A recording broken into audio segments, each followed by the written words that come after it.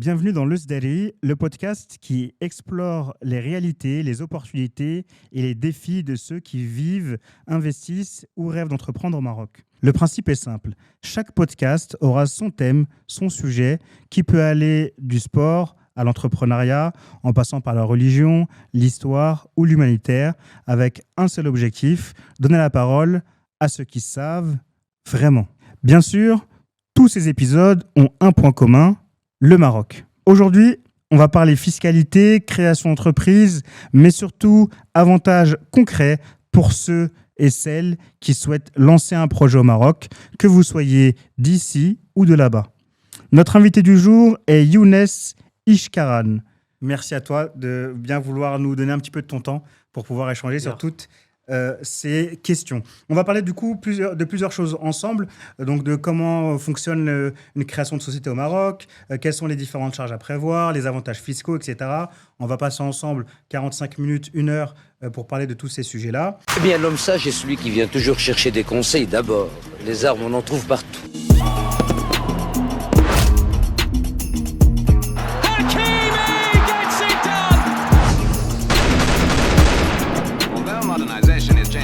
Of the country, there are still a few backwaters like this, the village of Shawin.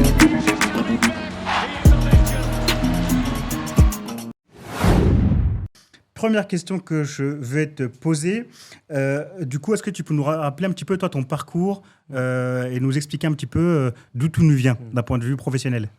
Ok, de toute façon, tu as dit à peu près tout, c'est-à-dire que voilà, moi je suis né au Maroc, j'ai fait mes études au Maroc, j'ai fait 6 années j'ai travaillé pendant 6 années au Maroc dans des cabinets d'expertise comptable. Et ce n'est qu'après où voilà, j'ai décidé de venir en France parce qu'il y avait plus d'opportunités, parce que je voulais aussi avancer sur mes études, avoir le diplôme d'expertise comptable et aussi avoir une expérience qui soit un peu plus internationale avec des cabinets de renommée, travailler dans des environnements internationaux avec des problématiques assez complexes. Et donc voilà, ma carrière, c'est 6 années au Maroc de travail, puis ici je suis à peu près à 8 années d'expérience en France. Okay. Et j'accompagne mes clients dans leur implantation, que ce soit en France ou au Maroc. Ok, première petite question, du coup, est-ce que tu vois passer de plus en plus d'MRE? On sait qu'il y a une vague de MRE qui commence à s'installer au Maroc. Comment toi, tu ressens le phénomène? Effectivement, je le vis depuis quelques années. Effectivement, il y a beaucoup de nos compatriotes qui commencent vraiment à s'intéresser à l'installation et à l'investissement au Maroc. Pourquoi? Parce que tout simplement, le Maroc commence à offrir des opportunités, des incitations qui sont très intéressantes pour les MRE et pas que, aussi pour les investisseurs étrangers, quelles que soient leurs origines. Et le Maroc, il est dans une dynamique de croissance qui attire forcément les investisseurs et plus les MRE parce qu'ils ont cette attache avec leur pays d'origine. Ok, très bien. On va passer du coup au premier chapitre, on va dire, de ce podcast. On va parler un petit peu du cadre général de la création d'entreprises au Maroc. Et déjà, on va commencer à parler des formes juridiques des entreprises au Maroc. Est-ce que tu peux me parler un petit peu des formes juridiques? Est-ce que c'est vraiment très différent de la France ou pas? Quelles sont les différentes formes juridiques, sans rentrer non plus trop dans le détail, mais en gros, donner un bref aperçu de ce qui attend les Marocains qui veulent créer une entreprise au Maroc. Effectivement, donc moi, du fait de mon expérience, voilà, je maîtrise les deux législations. Ce qu'il faut savoir, c'est que grosso modo, que ce soit sur le plan juridique, fiscal ou même comptable, il n'y a pas de grande différence entre la France et le Maroc. Voilà, on a repris à peu près les mêmes codes, les mêmes formes. Pour les formes juridiques, par exemple, on aura aussi SARL, SAS qui a du coup été adopté depuis il y a quelques années. On aura aussi la forme juridique auto-entrepreneur, on aura l'entreprise individuelle, on aura la société anonyme, donc ça dépendra du besoin de chaque investisseur, mais effectivement, on a à peu près les mêmes formes juridiques. Ok. On va commencer à parler un petit peu de l'auto-entreprise du coup. Est-ce que tu peux nous en dire plus sur ce statut? Comment ça se passe? Comment on fait pour créer l'entreprise? D'un point de vue charge, fiscalité, si tu peux nous en dire un petit peu plus. Effectivement, l'auto-entreprise, ce sera exactement le même principe qu'on a ici en France. C'est juste que, bien sûr, en termes de seuil et de taux, ça va être différent. Pour le seuil de chiffre d'affaires au Maroc, on est à 200 000 dirhams. Et pour les taux, on sera à 1% pour tout ce qui est prestation de services et 0,5% pour tout ce qui est achat-vente de marchandises. Ok, donc ça veut dire que je crée demain mon auto-entreprise au Maroc. Pour me lancer dans une activité, je commence avec 1% d'imposition sur mon chiffre d'affaires. Effectivement, je commence avec 1%, ce qui est bien sûr intéressant, mais on est quand même limité du fait du chiffre d'affaires. Donc, c'est très bien pour commencer, effectivement, mais si on veut créer une entreprise, qu'on sait que voilà, on va dépasser le seuil très rapidement, il vaut mieux commencer en société dès le début. Ok. Et du coup, pour l'auto-entreprise, comment ça se passe d'un point de vue sécurité sociale au Maroc? Donc, on parle de la CNSS, qui est l'équivalent de la sécurité sociale. Est-ce qu'on y a le droit en tant qu'auto-entrepreneur? Et comment ça fonctionne du coup? Oui, effectivement, il y a des cotisations de CNSS à payer, comme ce qu'on a ici, et effectivement, on aura le droit à une couverture. Mais voilà, effectivement, au Maroc, on n'a pas une couverture qui est aussi importante que ce qu'on pourrait avoir ici en France, d'où les taux qui sont assez bas. Mais effectivement, il y a aussi des assurances qu'on peut prendre à côté, privées et autres. Ok, donc l'auto-entreprise, ça peut être bien pour commencer, à condition qu'on n'ait pas un chiffre d'affaires qui soit trop important. Et dans ce cas-là, si on a un chiffre d'affaires qu'on prévoit trop important, il vaut mieux commencer directement par une société. C'est ça. Ok, pour la CRL, rapidement, parce que je crois que c'est la forme la plus répandue de société au Maroc, est-ce que tu peux nous en dire 2-3 mots sur le fonctionnement, la fiscalité notamment? Effectivement, donc la SARL, effectivement, c'est la forme juridique qui est la plus utilisée parce que historiquement, c'est une forme juridique qu'on avait bien avant la SAS. Et donc la SARL, ça va être à peu près pareil que ce qu'on a ici. Donc ce sera une société qui sera soumise à l'IS. On n'a pas, comme ce qu'on a ici, cette histoire de régime social, c'est-à-dire si on est gérant majoritaire, on ne sera pas soumis automatiquement aux cotisations sociales pour le statut de travailleur non salarié. Donc ça n'existe pas encore au Maroc. Mais du coup, voilà, donc en SARL, ce sera une société qui sera soumise à l'IS. Pour pouvoir se rémunérer, on devra ou bien se verser des salaires ou bien prendre des dividendes en fin d'année. Ok, d'accord, très bien. Merci à toi. C'est quoi, du coup, les étapes clés pour créer une entreprise? J'arrive au Maroc, j'ai mon projet, je sais que je veux partir, par exemple, sur une SARL.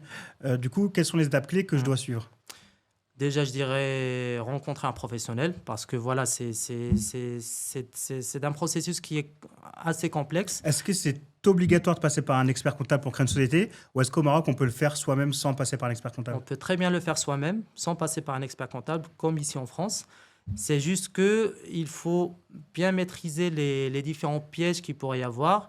Et voilà, moi, j'ai récupéré pas mal de dossiers où effectivement la personne avait essayé de le faire soi-même. Déjà, c'est très compliqué. Après, il y a aussi des étapes dans la procédure où on est quand même obligé de passer par un professionnel parce qu'il faut faire l'enregistrement, par exemple, auprès de l'administration fiscale et ça, il n'y a que des professionnels qui peuvent le faire. Donc, généralement, les investisseurs, ils passent par des professionnels, que ce soit des experts comptables, des comptables agréés ou des avocats d'affaires. Mais généralement, voilà, on peut le faire soi-même. C'est juste que c'est plus simple, bien sûr, et plus sécurisé de le faire par un professionnel. Tu peux nous parler de pièges, par exemple, dans lesquels on pourrait tomber si demain on essaie de créer la société soi-même? C'est quoi un peu les pièges dans lesquels on peut tomber? Les pièges, par exemple, c'est bon. Déjà, pour entreprendre en général, il faut être sûr qu'on passe par un vrai professionnel. Il faut s'assurer que le professionnel il fait partie d'une liste agréée par l'État. Voilà, si c'est un comptable agréé, il y a une liste en ligne. Expert comptable, pareil, il y a une liste en ligne. Moi, j'ai rencontré pas mal d'investisseurs qui passent par des personnes qui ne sont pas des professionnels et qui, généralement, ils se font arnaquer ou bien ils se font voilà, la création n'est pas bien faite et généralement, derrière, ils se retrouvent forcément avec des problèmes. Ok, d'accord. Très bien. Donc, du coup, passer par un expert, ça, c'est le premier conseil que tu pourrais donner. Et du coup, quelles sont les étapes à suivre alors pour la création d'entreprise? Donc, pour la création de l'entreprise, on va commencer déjà par demander un certificat négatif. Un certificat négatif, c'est quoi? C'est le document qui va nous permettre de garantir le nom, la dénomination sociale de la société. Ce qu'il faut savoir, c'est qu'au Maroc, ce n'est pas comme ici en France où on va choisir le nom qu'on veut, on va le mettre sur les statuts et puis c'est bon. Au Maroc, il faut choisir le nom avant de commencer la rédaction des statuts via ce formulaire de certificat négatif et c'est l'État qui va nous assurer que le nom il est disponible, il n'est pas utilisé par quelqu'un d'autre. Donc ça, c'est pour la première étape.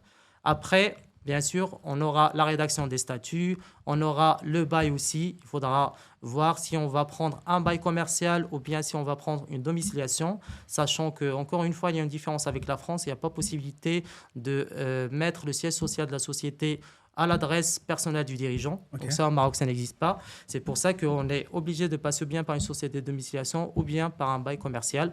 Et après ça, il y a le dépôt dans la plateforme et puis jusqu'à l'obtention du mot d'éligible qui est l'équivalent du cabis marocain. Ok, ça prend combien de temps du coup à peu près si tout se passe bien, on va dire? Si tout se passe bien, effectivement. Effectivement, si tout se passe bien, c'est-à-dire s'il n'y a pas des attestations de l'administration ou autre, si tout est réglo, normalement, là, depuis quelques mois, ce qu'il faut savoir, c'est que l'État marocain il a mis en place une plateforme en ligne.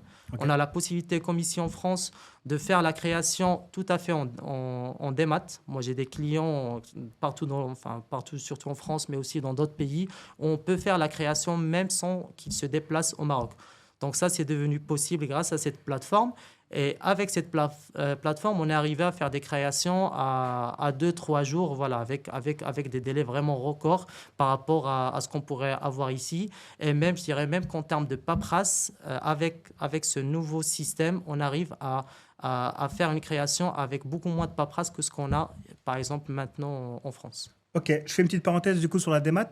C'est quelque chose qui se développe beaucoup au Maroc, dans tout ce qui est administration fiscale, administration même en général. Est-ce que au Maroc, les choses sont de plus en plus dématérialisées ou est-ce qu'on a encore un peu à l'ancienne époque des papiers et des dossiers? Exactement, effectivement, en fait, on parle beaucoup du Maroc à deux vitesses. Effectivement, au Maroc, on a une tendance, on a une accélération de tout ce qui est digitalisation des administrations au Maroc. Ça, c'est depuis quelques années. Moi, je le vois surtout avec les administrations avec lesquelles on travaille. Tout commence à devenir digitalisé. On n'a plus besoin de se déplacer à l'administration pour pouvoir régler des problèmes ou des sujets fiscaux ou sociaux ou autres. Et donc voilà, au Maroc, ça s'accélère très, très, très rapidement. On parle même maintenant du passage à la facturation électronique. Donc en France, on va commencer cette année, ça fait très très très longtemps qu'on en parle. Au Maroc, je pense qu'on va y aller très vite. En termes de plateforme, par exemple, de l'administration fiscale, moi je trouve que la plateforme qui a été mise en place au Maroc, elle est plus moderne que ce qu'on pourrait avoir en France, parce que voilà, en France, ça a été mis en place il y a très longtemps, donc avec des technos qui sont assez anciennes. Au Maroc, c'est assez récent, donc c'est beaucoup plus moderne. Et on voit qu'on est sur une tendance assez intéressante. Du coup, tu trouves que c'est parce que toi, tu travailles du coup avec des entreprises françaises et marocaines, tu gères la comptabilité des deux côtés de la rive, on va dire. Du coup, de ton point de vue à toi, la création, la gestion de la société dans la vie quotidienne, c'est beaucoup quand même plus simple en France ou plus simple au Maroc, sachant en France plutôt, on a cette image-là de lenteur administrative où tout est très long, il y a toujours 20 000 papiers à faire. C'est quoi ton point de vue à toi en tant qu'expert? Effectivement, oui, tout ce qui est bureaucratie, de toute façon, que ce soit en France ou au Maroc ou dans plusieurs pays, malheureusement, c'est un peu le système historique qu'on a hérité. Mais ce que je constate, c'est que effectivement, il y a beaucoup d'efforts qui sont faits pour justement attirer le plus d'investisseurs possible. C'est pour ça que tout ce qui est administratif, l'État marocain, il essaie vraiment d'aplatir tout ça et de simplifier toutes les procédures. Après, ça dépend du type de la procédure. Si c'est des procédures classiques comme une création normale, là, ça va très, très vite. Quand il s'agit de procédures qui sont un peu plus complexes ou moins classiques, là, effectivement, on peut rencontrer des blocages et des barrières. Mais voilà, donc on essaie d'améliorer les choses. Ok. Pour un MRE, c'est particulier ou c'est la même démarche que pour un Marocain, entre guillemets, local? C'est exactement la même chose. Ce qu'il faut savoir, c'est qu'au Maroc, il n'y a pas cette distinction qu'on pourrait avoir dans d'autres pays ou même ici en France. C'est-à-dire qu'on peut créer une société même en étant étranger, même pas besoin d'être MRE. C'est-à-dire avec son passeport, on peut très bien créer une société et être dirigeant de cette société. Alors qu'en France, on le sait très bien, si on n'a pas la nationalité ou si on n'a pas certains types de carte de séjour ou la carte de résident, on n'a pas la possibilité d'être dirigeant de société. Ok. Dernière question pour ce thème-là. Combien ça coûte de créer une entreprise au Maroc? Oui, la question qui fâche.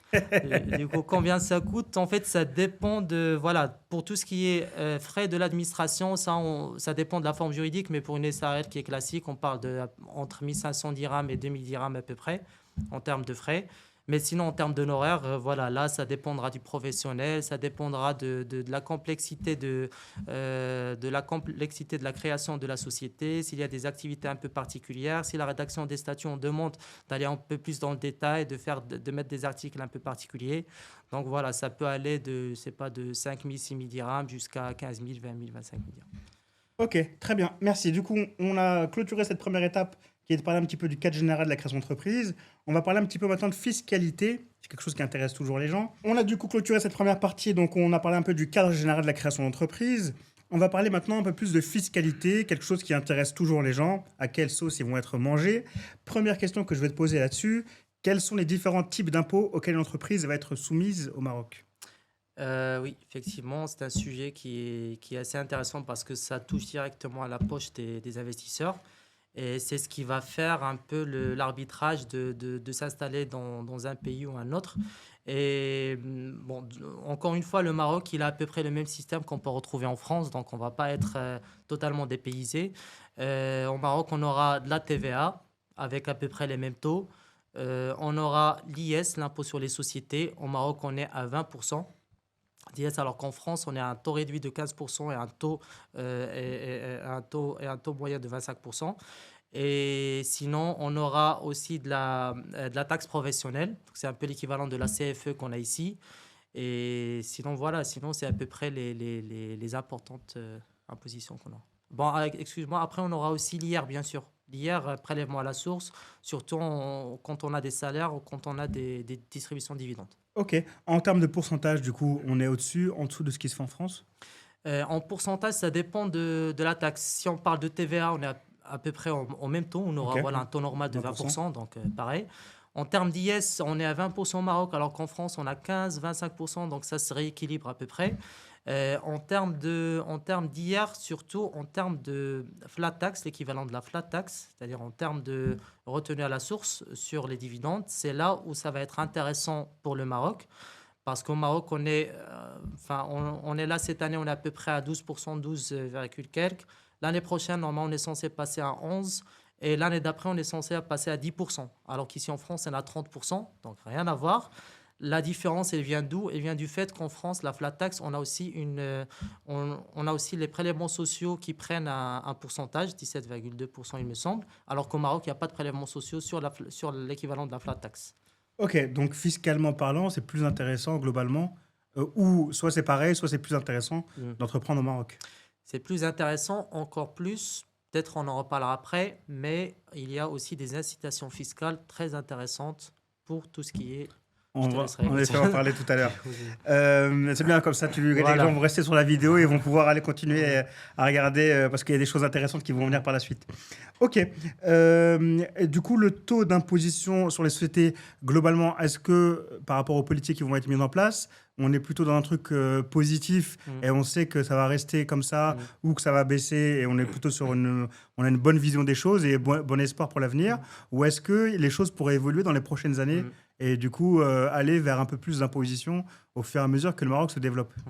Ce qu'il faut savoir, c'est que ces dernières années, je crois, voilà, ça doit faire à peu près 6, 7 années, 8 années où il y a eu pas mal de changements dans les taux, que ce soit les taux de l'IS ou les taux de la retenue à la source sur les dividendes au Maroc.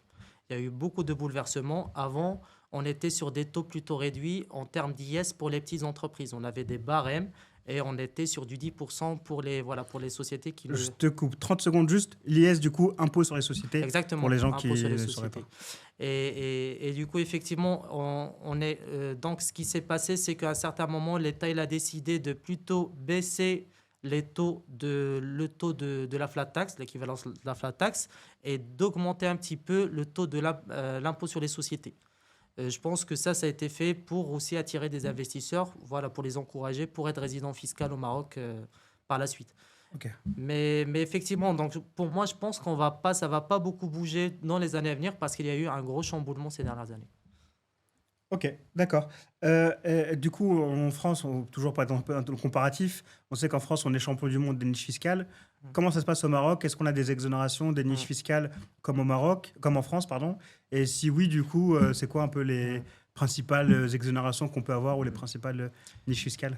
Effectivement, on a pas mal de niches fiscales. Enfin, pour moi, la plus intéressante et la plus importante et qui est vraiment utilisée énormément par les investisseurs étrangers, surtout par les MRE, c'est l'exonération d'IS pendant les 5 premières années quand on fait de l'externalisation de services. L'externalisation de services, c'est l'équivalent de l'offshoring. Et l'externalisation de services, il y a une autre circulaire du chef du gouvernement qui a listé les différents services qui sont concernés par cette exonération. Et si on est dans cette catégorie-là, on peut profiter du coup de cette exonération. Tu peux nous donner un exemple d'externalisation de service? Oui, enfin, moi, l'exemple que j'ai le plus et que j'utilise tout le temps avec mes clients, c'est l'informatique. On a par exemple une société en France qui fait de l'informatique. On a Ok. des prestations, une sorte de SN, on a des clients, on fait aussi Un de cabinet de l'informatique. conseil, par exemple. Exactement. Ouais. Et ce qu'on peut faire, c'est qu'ils créent une société au Maroc où ils vont recruter des consultants pour justement faire de l'externalisation, c'est-à-dire faire de l'offshoring par rapport à ces missions-là. Parce qu'au Maroc, voilà, il y a les charges sociales qui sont moins importantes, il y a des compétences qui sont aussi intéressantes. Et donc, on va créer cette société-là. On va pouvoir refacturer par rapport à cette prestation qui est faite par la société qui est basée au Maroc où on a les consultants. Et c'est cette refacturation-là qui va être considérée comme de l'offshoring. Ok, donc ça veut dire que si je sous-traite, pour être encore plus simple, Mhm. si je sous-traite une partie de mon activité en France, par exemple, Mhm. de ma société en France, au Maroc, en créant une société au Maroc, j'ai pas d'impôt sur la société pendant 5 ans. Exactement. Je n'ai pas d'impôt sur les sociétés pendant 5 ans pour les transactions qui rapportent de la devise, bien Ok. sûr, parce que le Maroc, l'intérêt, c'est de ramener de la devise. Pour ce que je vais facturer à l'entreprise française. C'est-à-dire que Exactement. tout ce que l'entreprise marocaine va facturer à l'entreprise française ou à d'autres entreprises françaises, il n'y aura pas d'impôt dessus. Voilà, ou à d'autres sociétés, d'autres pays. Ok, ça c'est très intéressant à savoir. Est-ce qu'il y a d'autres choses, d'autres exonérations, d'autres Euh, conseils comme ça que tu peux nous donner? Bon, sur la fiscalité, de toute façon, on aura sur tout ce qui est taxe professionnelle. Normalement, on a une exonération pour les 5 premières années. Après, ça, c'est pour la partie fiscale. Après, il y a aussi pas mal d'avantages qui sont sur la partie sociale. Je te laisserai, je ne sais pas si on va voir ça Ouais, tout de on suite. en parle après. Ok, après. Mais du coup, oui, sur la partie fiscale, le plus important, c'est ça. C'est cette. Je parle pour les sociétés qui sont installées en dehors des zones franches. Alors, tu peux nous parler un peu des zones franches? En quoi ça Mm. consiste? Qu'est-ce que Mm. c'est? Comment ça fonctionne? Ouais. En fait, les zones franches, c'est quoi? C'est des zones qui ont une fiscalité un peu particulière, qui sont avantagées par l'État parce qu'ils veulent attirer un maximum d'investisseurs dans ces zones-là. On parle de Casa Finance City, on parle de Tanger, on parle de... Voilà, il y a pas mal de zones franches un peu partout dans le royaume. Et l'avantage, encore une fois, c'est qu'on aura une exonération pour les premières années d'impôt sur les sociétés. On aura des taux réduits par la suite et ça permet d'attirer les investisseurs, surtout les gros investisseurs. Alors, est-ce que j'ai le droit, du coup, imaginons que je monte un business, alors moi je suis d'Agadir à Agadir, et que j'ai pas de zone franche à Agadir, mais que j'en ai une à Tanger, est-ce que j'ai le droit de créer la société et de la domicilier à Tanger et de réaliser l'activité à Agadir et de profiter du coup de ces exonérations? Après, non, parce que normalement, si on est basé, on ne va pas mettre une adresse dans une zone franche juste pour profiter de cette exonération. L'intérêt de la zone franche, c'est-à-dire l'État, il a mis en place ce système justement pour encourager les sociétés à recruter là-bas et à avoir leur business dans ces zones-là. Ok, d'accord. Très bien, merci à toi pour cette partie-là. Dernière petite question là-dessus. Est-ce qu'il y a des programmes du coup d'incitation à l'emploi au Maroc? On a parlé tout à l'heure de tout ce qui est social, par exemple, sur les salaires. Effectivement, oui. Et ça, encore une fois, c'est quelque chose qui marche très, très bien et qui permet d'encourager plus les investisseurs à recruter des compétences marocaines.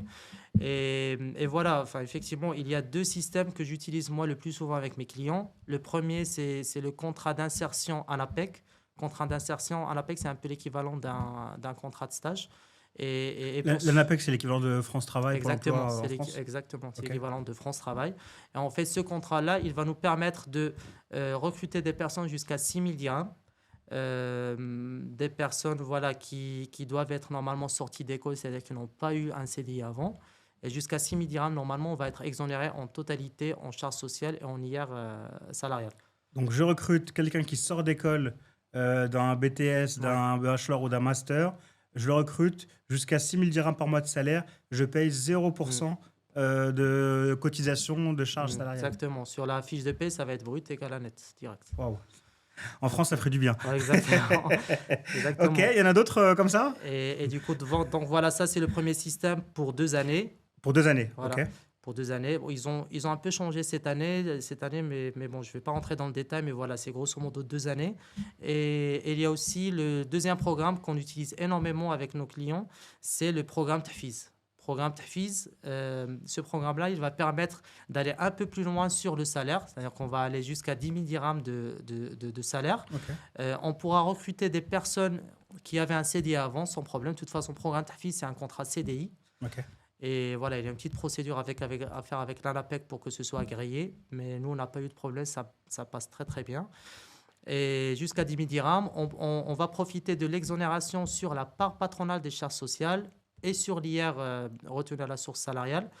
Ce qui nous laisse que la part salariale qui est très très très réduite C'est quoi, au c'est Maroc. 10%, 15%? Je pourrais pas te dire comme ça, mais voilà, ça n'a rien à voir avec ce qu'on a ici, donc Ok. c'est marginal. D'accord. Il y a d'autres programmes comme ça d'incitation à l'emploi ou à la création de société Moi, j'en connais ces deux-là qu'on utilise tout le temps et donc voilà, qui marchent très très bien. Après, il y a des programmes pour les subventions et autres. Voilà, c'est aussi, ça dépend c'est vraiment du cas par cas et ça dépend de la situation de chaque investisseur. Et du coup, dernière question là-dessus, est-ce qu'il y a des avantages particuliers pour les MRE ou est-ce que les avantages, une fois de plus, c'est pour les Marocains en général, qu'on habite au Maroc ou qu'on habite à l'étranger, c'est les mêmes règles pour tout le monde? Effectivement, en principe, tout ce qu'on a vu là jusque-là, ça concerne tout le monde, que ce soit MRE, marocain ou étranger. Il n'y a pas de différence par rapport à ça. De toute façon, l'intérêt pour le Maroc, c'est de pouvoir récupérer un maximum de devises de l'étranger et de pouvoir employer un maximum de ses compétences locaux. Après, c'est vrai qu'il y a des programmes qui sont un peu particuliers. C'est surtout par rapport aux subventions qui sont un peu plus, qui concernent un peu plus les MRE. On pourra peut-être en reparler lors d'un autre podcast. Ouais, avec plaisir. Voilà. Ok. Alors, dernier point sur cette partie fiscalité. Les obligations comptables, c'est quoi un peu les obligations qu'on a au Maroc? En France, bon, on a l'alias fiscal, le bilan, le compte des résultats. Comment ça se passe au Maroc? On aura exactement la même chose, du coup. On aura ça, on aura les déclarations fiscales. C'est juste qu'au Maroc, on aura quand même, moi je le vois parce que je gère les deux, on aura quand même une charge un peu plus importante en termes de déclaratif fiscal, surtout pendant la saison fiscale, c'est-à-dire lors de la clôture des bilans. On aura beaucoup plus de déclarations que ce qu'on pourrait avoir ici. Mais encore une fois, ça c'est quelque chose qui est fait par les professionnels. Et pour le client, généralement, pour lui, c'est exactement la même chose qu'on a ici. Ok, du coup, on a terminé pour notre partie sur la fiscalité des entreprises. On va parler un petit peu des pièges à éviter et des bonnes pratiques. Première question que je vais te poser, quelles sont les principales, on va dire, erreurs que peuvent faire les créateurs d'entreprises au Maroc? C'est quoi un petit peu les pièges à éviter? Tout à l'heure, on a dit qu'il fallait être encadré par un professionnel, mais est-ce que tu peux nous parler d'autres exemples ou d'autres expériences, des anecdotes que tu as vues, de choses qu'il faut éviter? Oui, effectivement, le premier pour moi, c'est ça, c'est qu'il faut vraiment faire très, très, très attention par qui on est accompagné. J'ai récupéré énormément de dossiers voilà, pour des investisseurs qui ont été mal accompagnés par des personnes non professionnelles. Et derrière, il y a l'administration fiscale, il y a la CNSS, il y a toutes les administrations qui leur tombent dessus. Et généralement, c'est très, très mal vécu. Et voilà, ça fait tâche à l'expérience de l'investisseur au Maroc. Mais au-delà de cet aspect-là, il y a aussi, moi, ce que je rencontre généralement, c'est que, mais ça existe aussi en France, c'est que les investisseurs, des fois, ils viennent et ils demandent à ce qu'ils aient un gros capital social, un gros montant. Le capital social, en vrai, ça ne va pas leur servir à grand-chose, sauf s'ils veulent faire des appels d'offres pour des marchés d'État ou s'ils veulent avoir des gros crédits avec la banque ou s'ils ont besoin vraiment d'avoir ce capital social. Le problème, c'est que quand on met un gros montant dans un capital social, on ne peut pas le récupérer derrière. C'est-à-dire que si on a besoin, par exemple, juste 50 000 d'investissement et que voilà, on met un capital social qui est énorme, derrière, tout l'argent qu'on va mettre dans la société, on ne pourra pas le récupérer. Alors que moi, ce que je privilégie surtout pour les sociétés qui n'ont pas besoin d'un gros capital social, de mettre un minimum, 1000 dirhams par exemple, et derrière, s'ils ont des besoins d'investissement, de mettre ça dans un compte courant, ce qu'on appelle compte courant d'associés, pour pouvoir le récupérer derrière sans fiscalité. Donc ça, c'est le premier conseil, de ne pas forcément mettre un gros capital social si on n'en a pas besoin. Et le deuxième conseil, ça va être, enfin ça je le rencontre aussi pas mal de fois, c'est d'essayer de réfléchir en amont au montage qu'on va avoir, qu'on voudrait avoir pour son groupe de sociétés. Je rencontre pas mal d'investisseurs qui ont des sociétés au Maroc, qui ont des sociétés en France, qui ont des biens immobiliers en nom propre.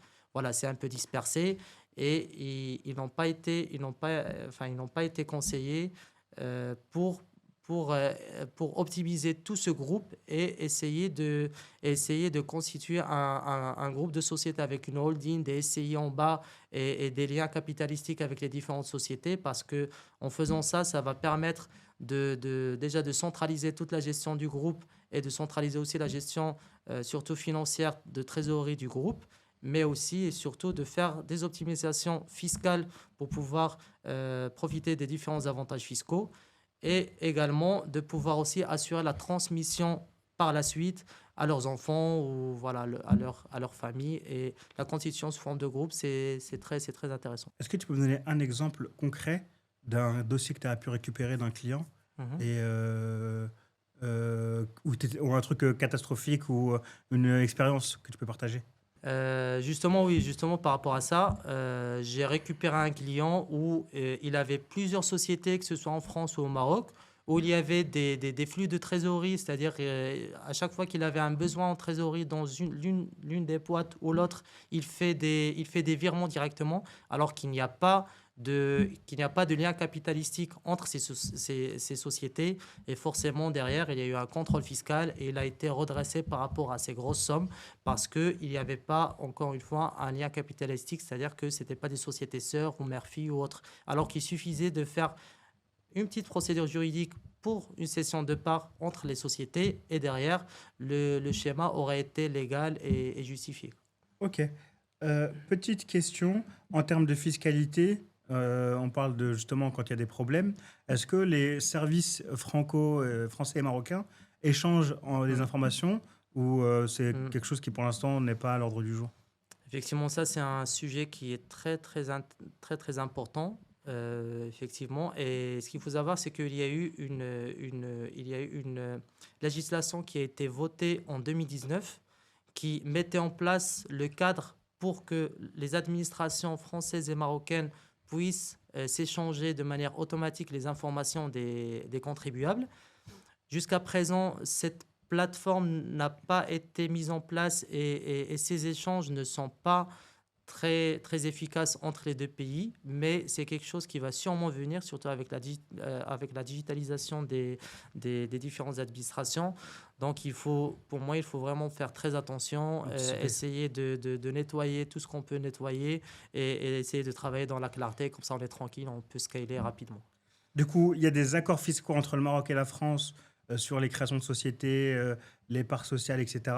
Mais pour l'instant, sur tout ce qui va être un peu répression, il n'y a pas vraiment d'organisation qui a été mise en place par les deux pays pour pouvoir se mettre d'accord ensemble. Voilà, il y a quelques réticences aussi. Et puis de toute façon, jusqu'à présent, c'est vraiment du cas par cas. Donc, il y a bien sûr des cas où il y a eu des contrôles, des échanges d'informations entre les deux pays, mais ça reste assez limité. Ça concerne des cas extrêmes de fraude et autres. Ok. De toute façon, je pense qu'on fera un podcast sur ce sujet-là, des accords fiscaux entre les pays.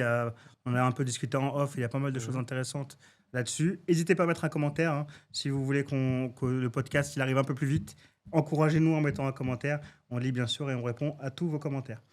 Autre question sur ce sujet-là, comment bien anticiper les charges fiscales et sociales de l'entreprise? Est-ce que quand je crée mon entreprise, si je veux la créer, est-ce que je dois mettre un peu d'argent de côté pour payer les différentes charges? Est-ce que j'ai des impôts à payer tout de suite? Ou est-ce que en général, c'est plus je fais de chiffre d'affaires et plus je vais avoir à payer d'impôts? Comment on peut s'organiser un peu le créateur d'entreprise? donc oui, effectivement, de toute façon, pour tout ce qui est fiscalité, c'est clair et net. Normalement, on est censé payer des impôts sur le gain qu'on a fait, c'est-à-dire sur les bénéfices qu'on a fait. On n'a pas besoin de constituer un capital, un capital qui sera dédié pour l'impôt. Normalement, notre activité est censée générer du cash pour pouvoir payer les impôts. Il faut juste faire attention à ne pas tout sortir d'un coup. Il faut, voilà, par exemple, pour la TVA, il faut avoir en tête qu'il y a 20% si on fait des transactions avec des sociétés marocaines. Il faut faire attention qu'on a 20% qui ne sont pas, qui n'est pas à nous, qui est à l'État. Et donc, il faut avoir toujours ça en tête, essayer de bien gérer sa trésorerie et d'anticiper effectivement l'imposition qu'on pourra avoir. Mais cette imposition, encore une fois, qui sera payée par le business, qui ne sera pas payée par l'entrepreneur. Ok. Autre petite question. Bon, je pense que tu fais partie des personnes qui sont le plus à même de voir un peu comment ça se passe et comment évoluent les choses au Maroc, vu que tu es expert comptable et que du coup, tu gères les comptes des entreprises. Du coup, toi, comment tu vois les choses d'un point de vue environnement entrepreneurial au Maroc? Comment tu vois les choses? Est-ce que pour toi, on est sur une bonne dynamique? C'est quoi un peu les freins? On sait qu'on parle beaucoup en ce moment au Maroc de tout ce qui va être économie parallèle. Voilà, c'est quoi un peu ton point de vue, toi, par rapport à ça, vu que, on va dire que tu es le nez dedans toute la journée?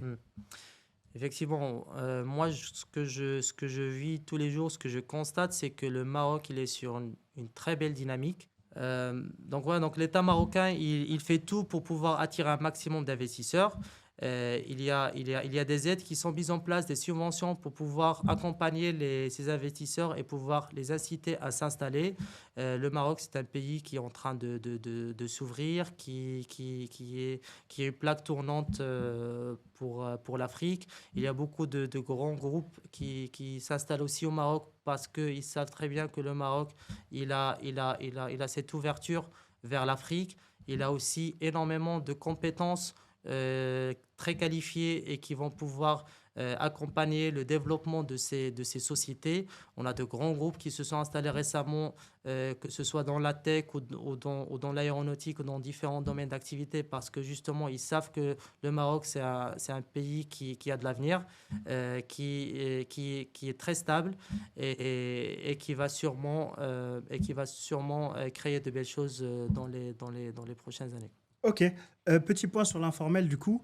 Imaginons qu'on ait un MRE qui veut s'installer au Maroc et qui se dise bon, bah, au début, je vais commencer par faire de l'informel, donc rien déclaré, faire un peu comme certains font, parce que c'est une réalité au Maroc, l'informel.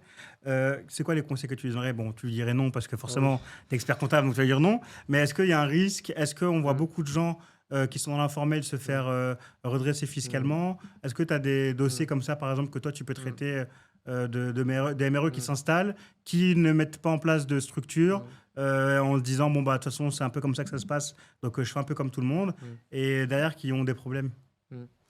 Effectivement, donc, effectivement, ce qu'il faut savoir, c'est que c'est vrai qu'on a à peu près le même système fiscal, plus ou moins, que ce qu'on pourrait avoir en France. Mais enfin, moi, ayant côtoyé l'administration fiscale depuis plusieurs années, ayant aussi mon père qui était chef des inspecteurs des impôts à certains moments, donc j'ai vraiment baigné dans le domaine, je sais ce que c'est. Mais je sais surtout que l'administration fiscale au Maroc, ils peuvent être assez durs par rapport aux entreprises ou aux personnes qui ne respectent pas la loi marocaine fiscale. C'est pour ça qu'il faut faire très attention parce que, encore une fois, de toute façon, tout ce qui est fiscalité, on n'est pas censé payer ce qu'on n'a pas fait. C'est-à-dire si on a des pertes, si on ne gagne pas d'argent, on ne va pas payer des impôts. Si on fait des bénéfices, on va payer des impôts, mais derrière, l'avantage, c'est qu'on aura une structure qui est bien faite. On aura cette tranquillité d'esprit en sachant qu'on paie nos impôts, qu'on contribue quand même au pays où on est. Et ça permet surtout de pouvoir se projeter avec son business.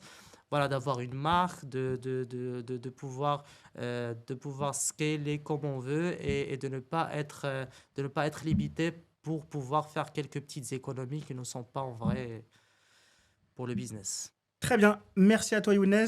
On arrive à la fin de cet épisode. Dernière petite question peut-être, comment on peut te retrouver si on a des MRE qui sont intéressés ou qui sont en train de créer une entreprise et qui veulent s'attacher à tes services, comment ils peuvent te retrouver ou te contacter? Donc moi j'ai mon cabinet qui est basé à Colombes et j'ai mon cabinet, enfin ici dans la région parisienne, et j'ai mon cabinet qui est à Agadir, mais on travaille sur tout le territoire marocain et sur tout le territoire français. J'ai un site internet www.x4u pour Experts for You, donc x4u.fr. Après, vous pouvez me rajouter sur LinkedIn. J'essaie d'être le plus disponible possible. On mettra les liens en bas de la Voilà, vidéo. exactement. Et puis aussi contacter Hassan, mettre un petit commentaire et je tâcherai de répondre. Très bien. Merci à toi, Younes. Merci à Merci. tous.